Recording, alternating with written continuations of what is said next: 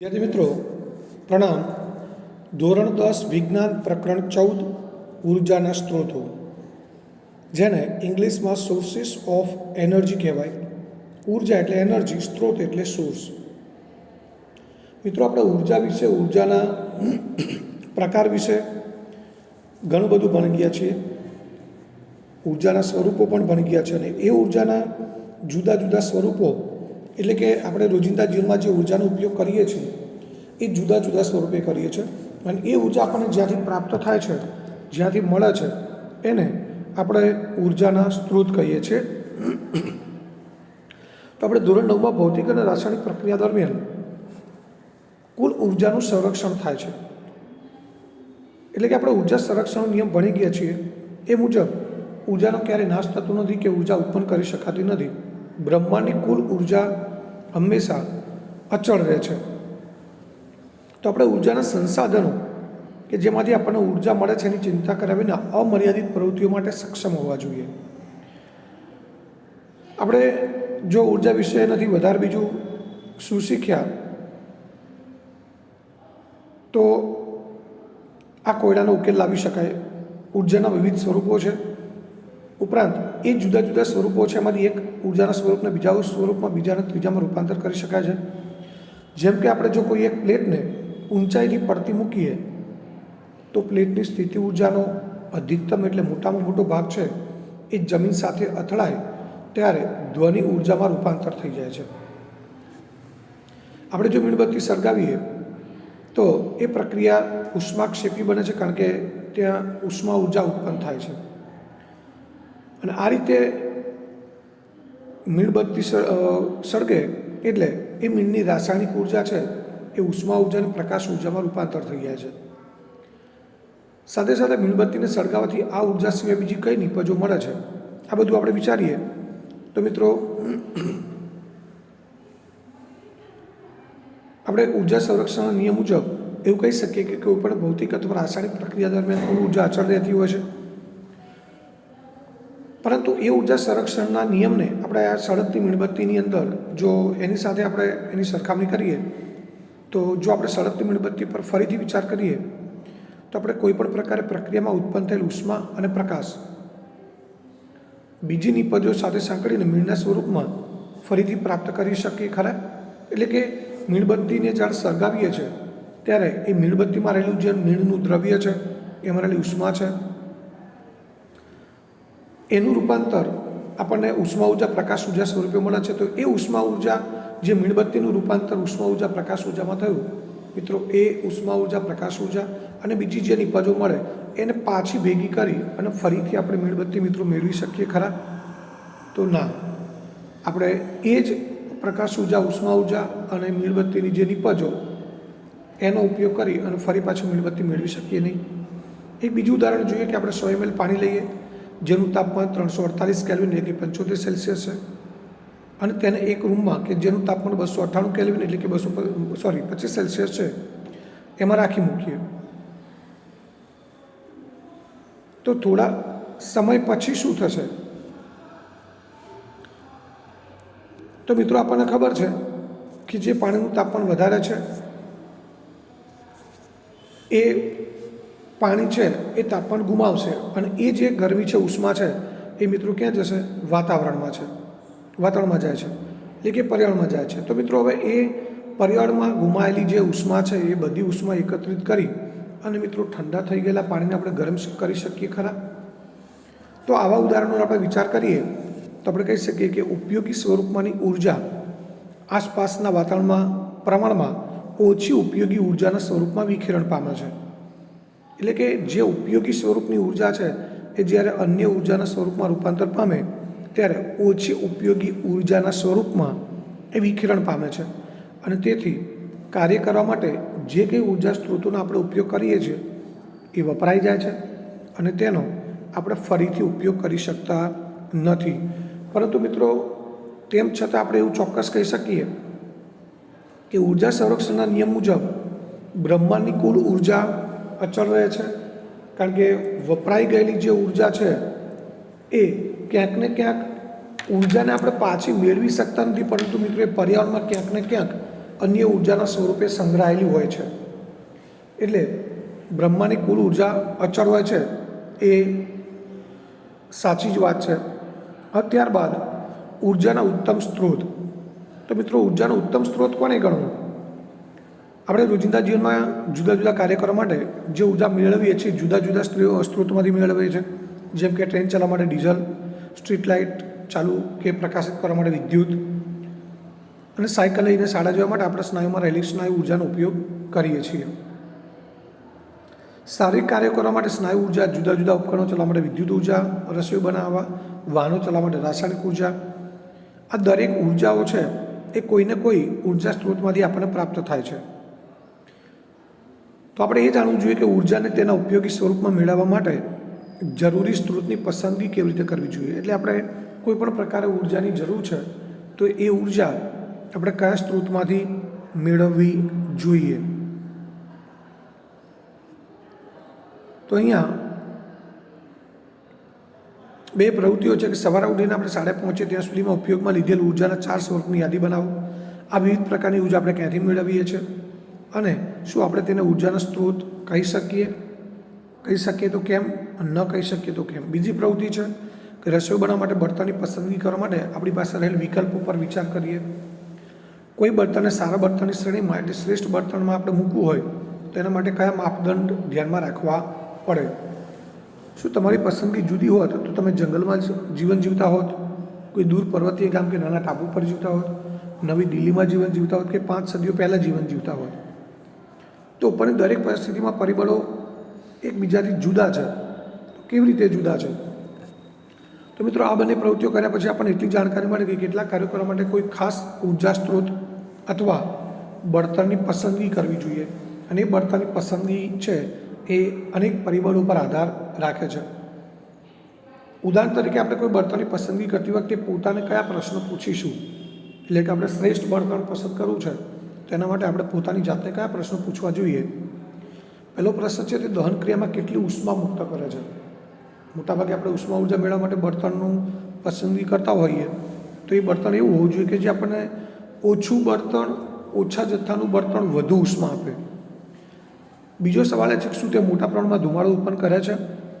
એટલે ધુમાડો ઉત્પન્ન કરતો હોય તો મિત્રો હવાનું પ્રદૂષણ થાય, તો ઓછો ધુમાડો ઉત્પન્ન થાય એવું બળતણ આપણે પસંદ કરીએ.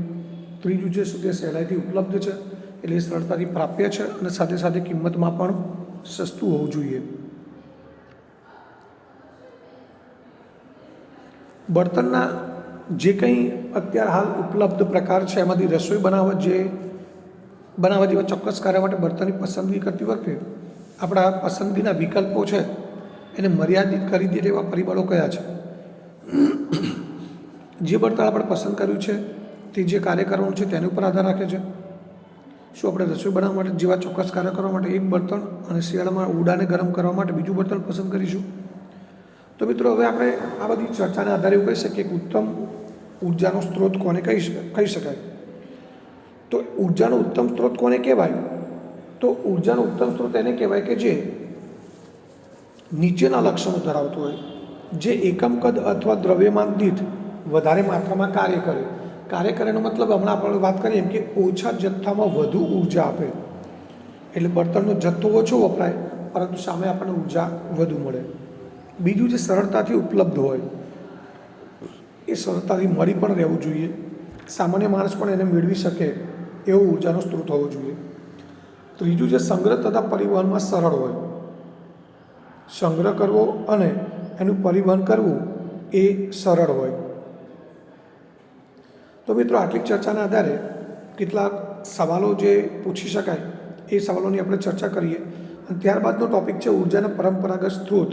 તો મિત્રો આ ટૉપિક છે એ આ વર્ષ પૂરતો અહીંયા અભ્યાસક્રમમાંથી રદ કરેલ છે. એટલે આપણે ઉર્જાના પરંપરાગત સ્ત્રોત છે એની હમણાં ચર્ચા કરીશું નહીં. પરંતુ આગળ જઈએ એ પહેલાં અત્યાર સુધીની જે આપણે ચર્ચા કરી એના આધારે જે પૂછી શકાય એવા પ્રશ્નોની ચર્ચા કરીએ.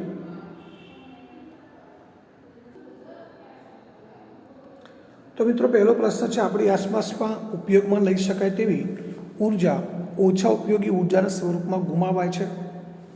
ઉદાહરણ દ્વારા સમજાવો. મિત્રો આની આગળ આપણે ચર્ચા કરેલી છે.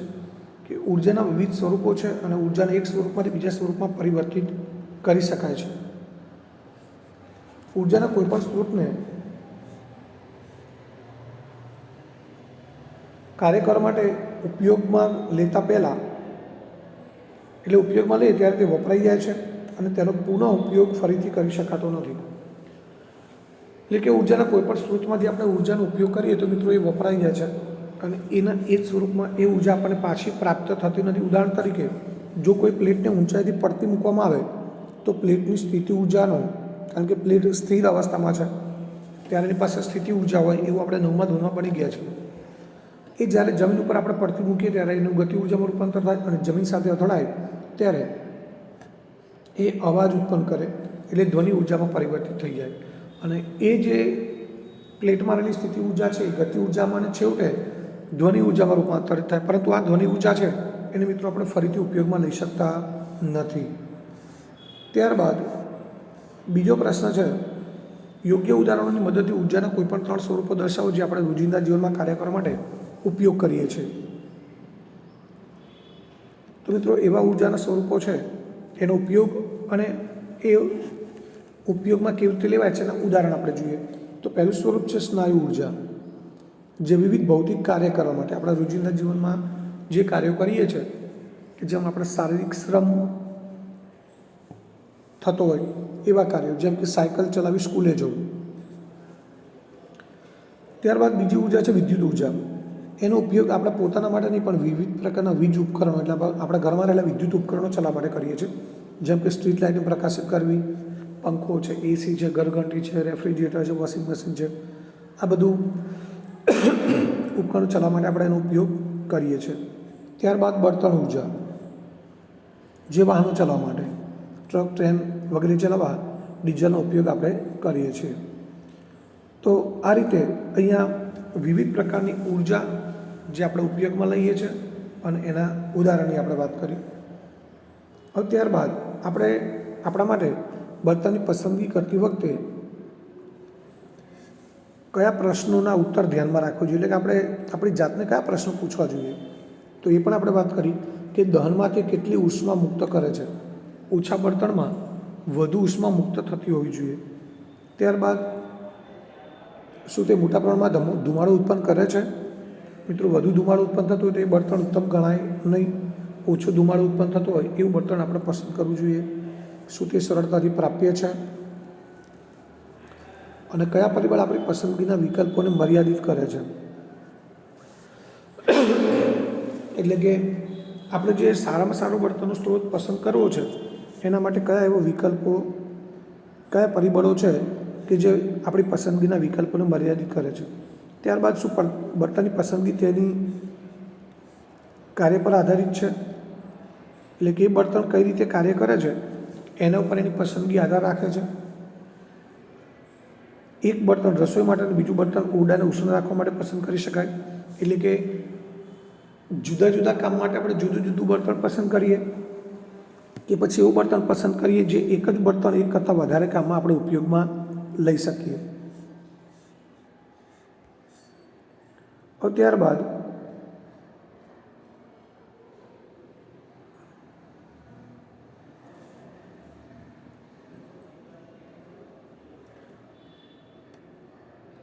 આગળનો ચોથો પ્રશ્ન છે, ઉર્જાના ઉત્તમ સ્ત્રોત કોને કહે છે?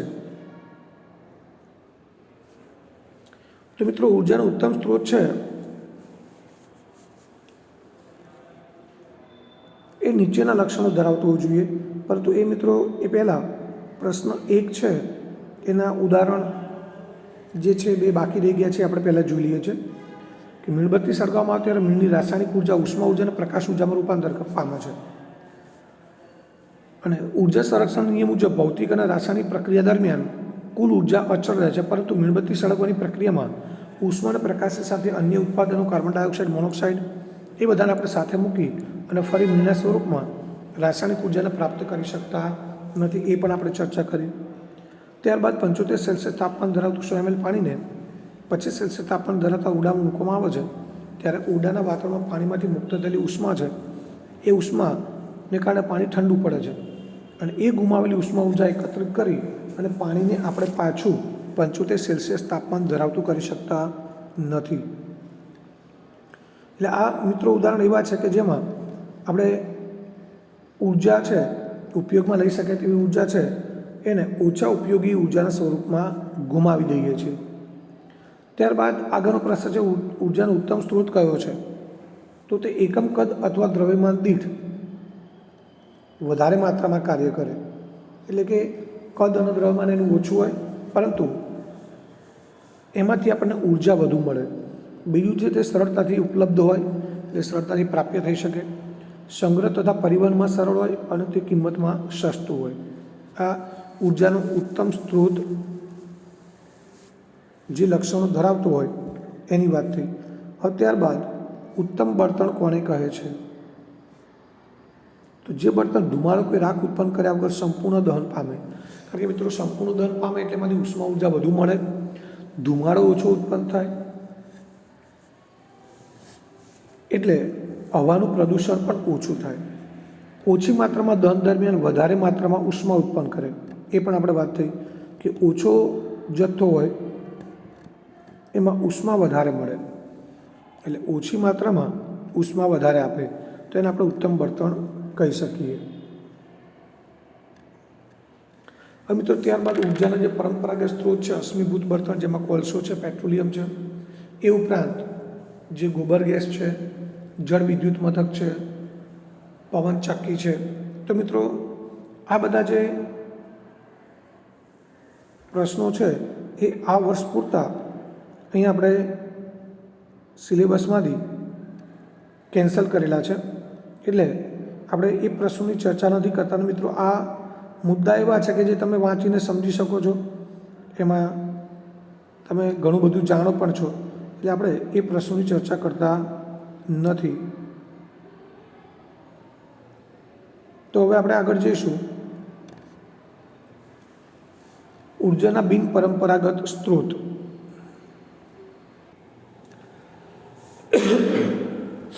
વૈકલ્પિક અથવા બિન પરંપરાગત ઉર્જાના સ્ત્રોત. Alternative or non conventional sources of energy. મિત્રો ટેકનોલોજીની પ્રગતિ થઈ સાથે સાથે દિવસે દિવસે ઉર્જાની જરૂરિયાત પણ વધતી ગઈ, કારણ કે ટેકનોલોજી છે એ ટેકનોલોજીનો ઉપયોગ કરી શકાય તેવા સંસાધનો, ઉપકરણો વિકસાવવા પડે, અને એ ઉપકરણો છે મિત્રો ઉર્જાથી જ ચાલે, એટલે એના લીધે ઉર્જાની માંગ વધતી જાય છે. આપણી જીવન પદ્ધતિ પણ બદલાય છે, જેના કારણે આપણા મોટાભાગના કાર્યો છે એ મશીનો કે યંત્રો દ્વારા થાય છે. આપણી પ્રાથમિક જરૂરિયાતો પણ ઔદ્યોગિકરણના પગલે આપણે જીવન સ્તરમાં સુધારો થવાથી નિરંતર વધતી રહે છે. મિત્રો આપણા દાદા અને એમની પણ આગળની પેઢીઓ છે એ આપણને ખબર છે કે ઘરે લાઇટ પણ નહોતી, એટલે વિદ્યુતથી ચાલતા કોઈ ઉપકરણ નહોતા, વાહનો પણ નહોતા. સાયકલ છે, બળદગાડું છે કે ઘોડા છે, એના દ્વારા એ એક ગામથી બીજા ગામ પરિવહન કરતા. એટલે એ વખતે પેટ્રોલ ડીઝલ જેવા બળતણની પણ જરૂર પડતી નહોતી. એટલે પેટ્રોલ છે, ડીઝલ છે કે પછી વિદ્યુત છે, આવા અત્યારે હાલ જે ઉર્જાના મુખ્ય સ્ત્રોત ગણાય એ બધા જ ઉર્જા સ્ત્રોતની એ વખતે કોઈ જરૂરિયાત હતી નહીં. તો જેમ આપણી ઉર્જાની જરૂરિયાત વધતી જાય તેમ આપણે વધુને વધુ ઉર્જાના સ્ત્રોતો તરફ નજર કરવી પડે. આપણે એવી ટેકનોલોજીનો વિકાસ કરીએ કે જેમાં પ્રાપ્ય અને જાણીતા ઉર્જા સ્ત્રોતનો વધુમાં વધુ કાર્યક્ષમ રીતે ઉપયોગ કરી શકાય. વધુમાં વધુ કાર્યક્ષમ રીતે એટલે મતલબ એનો એ જ થાય મિત્રો કે આપણે વાત કરીએ એમ ઉત્તમ બળતણ કોને કહેવાય? તે ઓછી માત્રામાં વધુ ઉર્જા આપે, એનાથી પ્રદૂષણ ઓછું થાય, સરળતાથી ઉપલબ્ધ હોય, કિંમતમાં સસ્તા હોય. આવા વધુમાં વધુ કાર્યક્ષમ ઉર્જા સ્ત્રોત આપણે મેળવી શકીએ. સાથે સાથે ઉર્જાના નવા સ્ત્રોત પણ શોધી શકાય. તો ઉર્જાના કોઈ પણ નવા સ્ત્રોત કે જેનો ઉપયોગ આપણે કરવા માગીએ છીએ તે સ્ત્રોતને ધ્યાનમાં રાખીને ચોક્કસ ઉપકરણની જરૂર પડે. મિત્રો હમણાં આપણે વાત કરીએ કે ઉર્જાનો નવા સ્ત્રોત શોધાય એટલે એમાંથી ઉર્જાનો ઉપયોગ કરવા માટે કોઈ ચોક્કસ ઉપકરણ વિકસાવવું પડે, અને ઉપકરણની મદદથી જ આપણે એ ઉર્જાનો ઉપયોગ કરી શકીએ. જેમ કે વિદ્યુતની શોધ થઈ ત્યારબાદ મિત્રો વિદ્યુતથી ચાલતા ઉપકરણો જેવા કે બલ્બ છે, ટ્યુબલાઇટ છે, પંખો છે કે જે કંઈ ઉપકરણો છે એ શોધાયા. પહેલાં પંખો શોધાય ત્યારબાદ વિદ્યુત શોધાય એવું નથી. એટલે પહેલાં ઉર્જાનો સ્ત્રોત છે એ આપણે શોધી કાઢવો પડે, વિદ્યુત ફોર એક્ઝામ્પલ આપણે લઈએ, અને ત્યારબાદ એ વિદ્યુતથી ચાલતા ઉપકરણો છે એ આપણે શોધીએ તો એ ઉર્જાનો આપણે આપણા રોજિંદા જીવનમાં ઉપયોગ કરી શકીએ. આપણે ઉર્જાના કેટલાક અદ્યતન સ્ત્રોત જોઈશું કે જેમનો આપણે ઉપયોગ કરવા માગીએ છીએ અને એ સ્ત્રોતમાંથી ઉર્જાને મેળવવા અને સંગ્રહિત કરવા માટેની ટેકનોલોજી પર ધ્યાન કેન્દ્રિત કરીશું.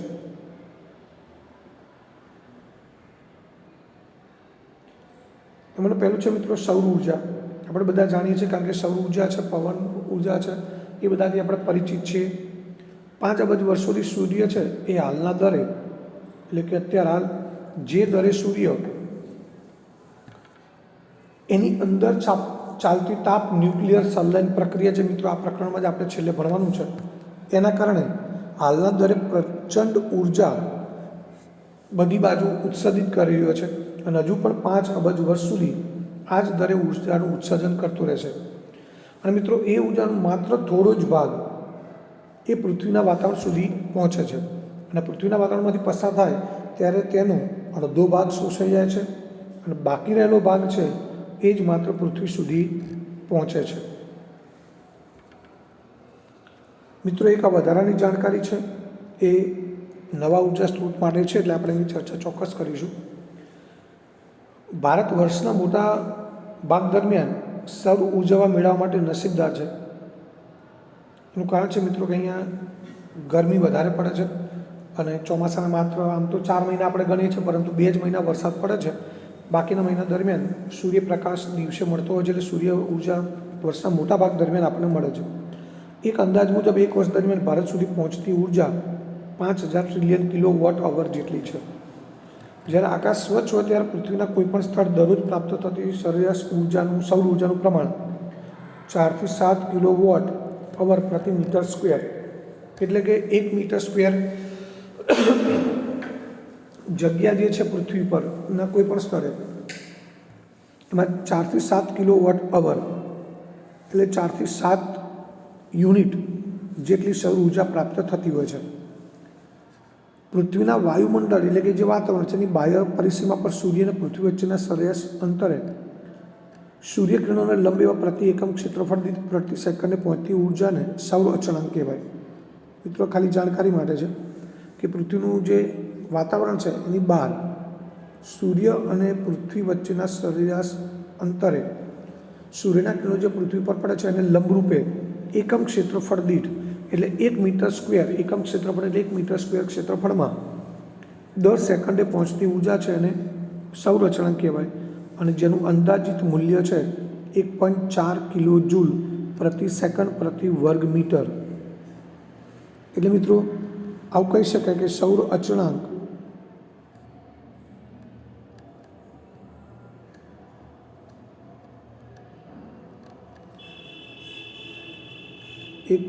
.4 કિલો જૂલ પ્રતિ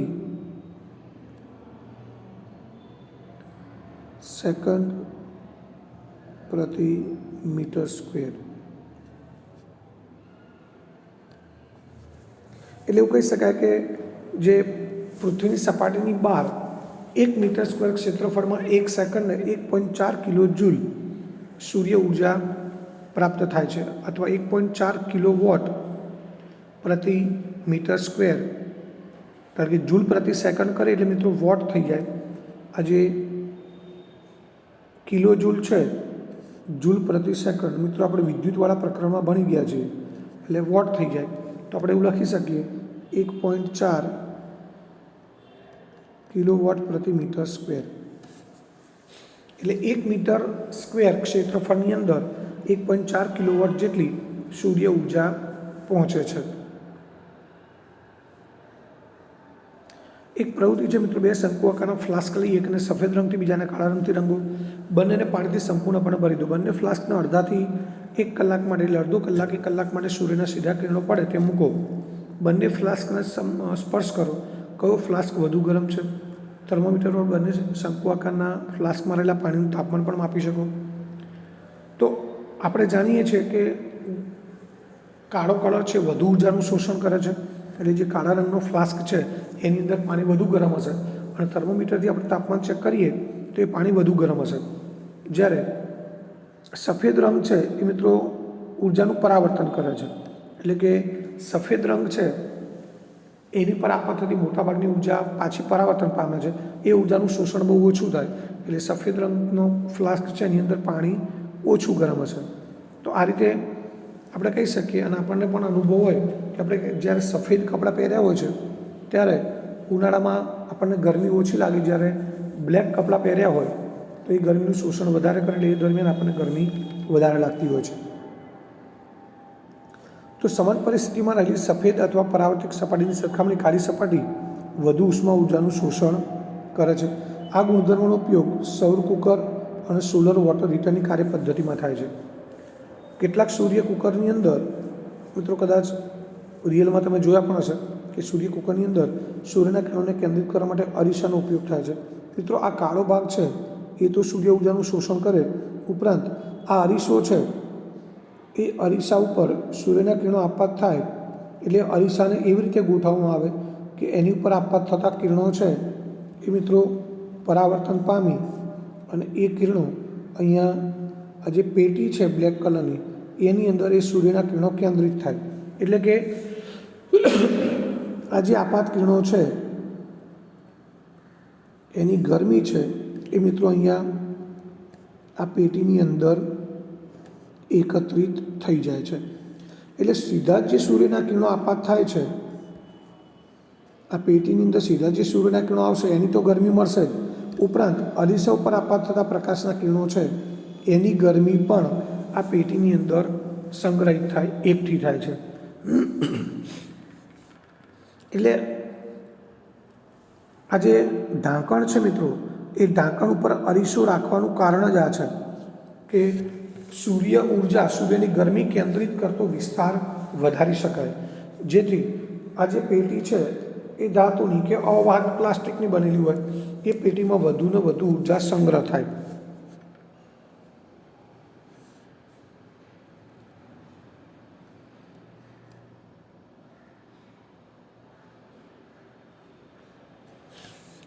મિત્રો આપણે આગળ જઈએ પહેલાં આ સૌર કુકર અને સોલર વોટર હીટર એની જે પદ્ધતિ છે એ સમજવાનો પ્રયત્ન કરીએ. મિત્રો આપણે સૂર્ય કુકર અને સોલર વોટર હીટરની ચર્ચા કરીએ પહેલાં અગાઉ જે બિનપરંપરાગત ઉર્જા સ્ત્રોતની વાત કરીએ એને લગતા કેટલાક પ્રશ્નો જોઈ લઈએ. તો પહેલો પ્રશ્ન છે, પવન અને પાણી ઉર્જાના પરંપરાગત ઉપયોગને આપણી સગવડતા માટે કેવા ફેરફાર કરાયા છે? તો મિત્રો પવન ઉર્જાના પરંપરાગત ઉપયોગને પવન ચક્કી અને પવન ઉર્જા ફાર્મ દ્વારા વિદ્યુત ઉત્પાદન માટે સુધારવામાં આવ્યા છે.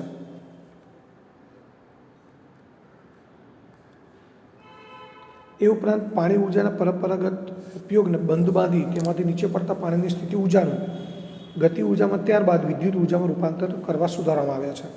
એટલે પાણીમાં રહેલી ઉર્જા છે એનો ઉપયોગ કરવા માટે આપણે જળ વિદ્યુત મથક જાણીએ છીએ કે નદી પર બંધ બાંધી અને એ બંધમાં સંગ્રહિત પાણી છે, અહીં આકૃતિ બતાવેલી છે એ પ્રમાણે બંધમાં સંગ્રહિત પાણી છે એ મિત્રો આ બંધમાં સંગ્રહિત પાણી છે એ અહીંયા જળમાર્ગનો દરવાજો છે ત્યાંથી અહીંથી આપણે પસાર થવા દઈએ અને અહીંયા આ ટર્બાઇન મૂકેલું છે. એ ટર્બાઇન છે એટલે કે ચક્ર ગોળ ગોળ ફરે, એની સાથે જનરેટર જોડેલું છે. એ જનરેટર દ્વારા વીજળી ઉત્પન્ન થાય અને વીજળીને આપણે ઊંચા થાંભલા પર રહેલા તાર મારફતે ઉપયોગ માટે મોકલી શકીએ છીએ. તો આ રીતે પાણીમાં રહેલી જે ઉર્જા છે એ ઉર્જાને આપણે આ રીતે ઉપયોગમાં લઈ શકીએ છીએ.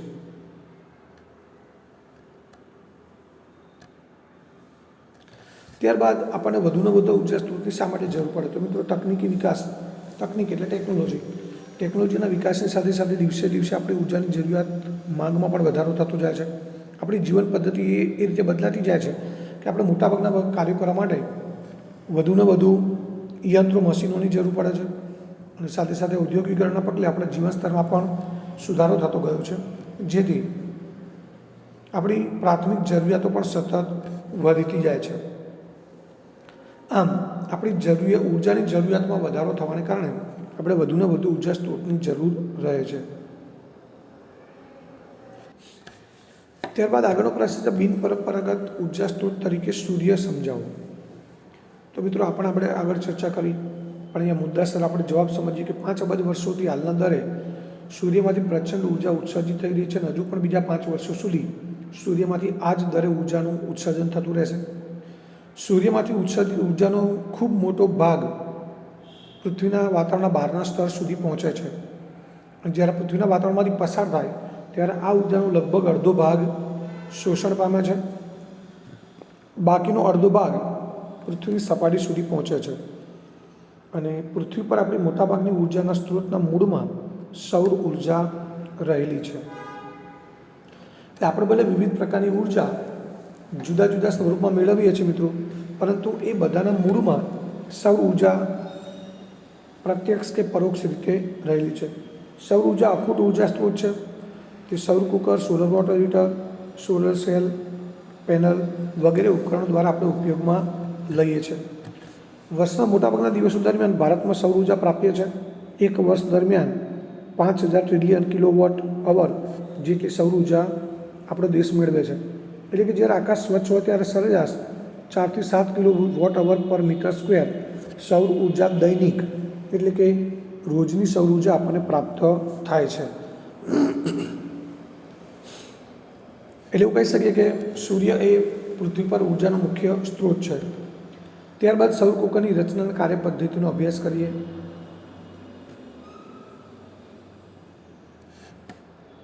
તો સૌર ઉપકરણો એ મોટાભાગે અવાહક અને મહત્તમ ઉષ્મા શોષક છે. અને એ સમજવા માટે આપણે એનો અભ્યાસ કરવાનો છે. તો સૌથી પહેલાં એનો ગુણધર્મ કે લાક્ષણિકતા શું છે? તો કાળી સપાટી વધારે ઉષ્માનું શોષણ કરે એ લાક્ષણિકતા કે ગુણધર્મને ધ્યાનમાં રાખી અને સૌર કુકર અથવા સોલર વોટર હીટર છે એ કાર્ય કરે છે. એની રચનાની વાત કરીએ તો અવાહક ધાતુની કે લાકડાની પેટી જેવી રચના ધરાવે, જે મિત્રો આગળ આપણે જોઈ ગયા. તેની અંદરની સપાટી કાળા રંગથી રંગવામાં આવે અને પેટી પર કાચની જાડી તકતીનું ઢાંકણ હોય એ પણ આપણે વાત કરી કે એનું જે ઢાંકણ છે એની પર કાચ જે છે અરીસો લગાડેલો હોય. અને કાચની તકતી એટલે કે અરીસાનો ઉપયોગ ગ્રીન હાઉસ અસર ઉત્પન્ન કરવા માટે અહીં કાચની તકતીની વાત છે. એ કાચની તકતી અહીંયા ઉપર જે ઢાંકવામાં આવે છે એની વાત છે, જે આપણે ટેક્સ્ટ બુક છે પાઠ્યપુસ્તક એની અંદર આકૃતિમાં આપણે જોઈ ગયા હતા.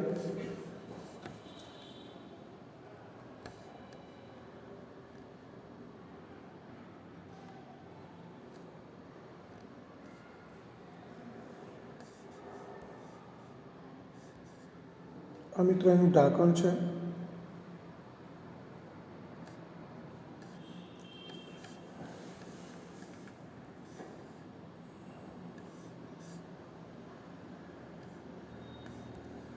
અને અહીંયા એક કાચની જાડી તકતી હોય મિત્રો. એ તકતી શેના માટે છે? આ કાચની પેટીને ઢાંકવા માટે, જેથી અંદર જે શોષાયેલી ઉષ્મા ઉર્જા છે એ બહાર ન જઈ શકે. સાથે સાથે આ જે ઢાંકણ છે ત્યાં એક પરાવર્તક અરીસો હોય, જે આપણે વાત કરીએ. આ કાચનું ઢાંકણ છે જે પેટીને ઢાંકવા માટે વપરાય, અને આ અરીસો છે પરાવર્તક અરીસો, અને આ છે કાચનું ઢાંકણ. તો આ રીતે એ કાચની જાડી તકતીનો ઉપયોગ થાય, જે ગ્રીન હાઉસ અસર એટલે કે અંદર જે આપાત થયેલી ઉષ્મા છે મિત્રો પરાવર્તન પામીને બહાર ન જતી રહે. સાથે સાથે પેટી સાથે સાદો કે બહિર્ગોળ અરીસો ગોઠવવામાં આવે. એ જે પેટીનું ઢાંકણ છે ત્યાં આગળ સાદો કે બહિર્ગોળ અરીસો ગોઠવવામાં આવે, અને એ અરીસો પરાવર્તિત થતા સૂર્યના કિરણોને પેટીમાં કેન્દ્રિત કરવા માટે ઉપયોગી છે. સામાન્ય રીતે જે લાક્ષણિક સૂર્ય કુકર છે એની રચનામાં 65 સેલ્સિયસ એટલે કે 150 ફેરનહીટ જેટલું તાપમાન મેળવી શકાય છે. સોલર વોટર હીટરની વાત કરીએ મિત્રો, તો સોલર વોટર હીટરની પાણીની ટાંકીની ક્ષમતા અને સંગ્રહિત વિસ્તાર વડે તાપમાન નક્કી થતું હોય, અને લાક્ષણિક જે સોલર વોટર હીટર છે 50 થી 60 સેલ્સિયસ તાપમાન પ્રાપ્ત થાય. અને નાવાના પાણીના તાપમાન જે લગભગ 40 સેલ્સિયસ હોય એના કરતાં વધારે છે. હવે સૌર કુકર અને સોલર વોટર હીટરના ઉપયોગના ફાયદાઓ અને મર્યાદા. તો મિત્રો એ બિનપરંપરાગત ઉર્જા સ્ત્રોત છે, એના ફાયદા છે તો સામે કેટલીક મર્યાદાઓ પણ છે. ફાયદાઓ છે ઉપયોગમાં લેવાતી સૌર ઉર્જા વગર ખર્ચે પ્રાપ્ત થાય. મિત્રો એનું આપણે ક્યાંય કોઈપણ પ્રકારનું બિલ ચૂકવવાનું આવતું નથી. બીજો ફાયદો એ છે કે તેના ઉપયોગથી બળતણ વાયુનો બચાવ કરી શકાય. ત્રીજો ફાયદો એ છે કે એના ઉપયોગથી કોઈ વાતાવરણનું પ્રદૂષણ થતું નથી. મિત્રો સામે એના મર્યાદાઓ પણ છે, કારણ કે આ સૂર્ય ઉર્જા પર આધારિત છે. સૂર્ય ઉર્જા દિવસ દરમિયાન જ મળે, એટલે કે આ ઉપકરણો દિવસ દરમિયાન ચોક્કસ સમયે, સવારને સાંજના સમયે પણ એટલા બધા ઉપયોગી નથી, એટલે દિવસ દરમિયાન પણ અમુક ચોક્કસ સમયે જ ઉપયોગી છે. રાત્રિના સમય તેમજ વાદળછાયા વાતાવરણના દિવસોમાં આ ઉપકરણો છે ઉપયોગી નથી. તો મિત્રો આ એની મર્યાદાઓની વાત થઈ. તો અહીં આપણે જે બિનપરંપરાગત ઉર્જા સ્ત્રોત છે એમાં સૌર કુકર એટલે કે સૂર્ય ઉર્જા અને સૌર કુકરની ચર્ચા કરી, અને ત્યારબાદ એ બાકીના ઉપકરણો છે, સૌર ઉપકરણો કે સૌર ઉર્જા સ્ત્રોત, એનો આપણે પછીના વિડીયોમાં ચર્ચા કરીશું.